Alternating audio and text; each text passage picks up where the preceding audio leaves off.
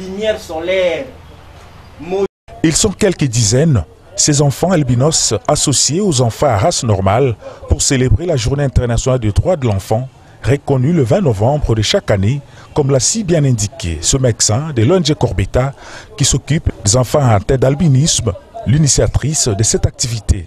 Nous avons organisé cette activité, c'est parce qu'aujourd'hui, le 20 novembre, nous célébrons la Journée internationale des droits de l'enfant. Quand on parle de l'enfant, on ne fait pas une discrimination par rapport à la loi. Tout enfant est considéré en même pied d'égalité. C'est une sensibilisation aussi aux parents parce que les parents doivent prendre en compte les droits des enfants vivant avec albinisme. Pour lier l'utile à l'agréable, cette journée dédiée aux enfants, l'occasion est bien indiquée pour l'ONG Corbeta de distribuer des produits de beauté adaptés à la peau des enfants albinos, séance tenante. Un geste suivi des conseils en direction du parent ayant des enfants albinos. C'est le conseil que je peux prodiguer à nos parents dont ils ont des enfants albinos, de tenir compte d'abord de son état de la peau.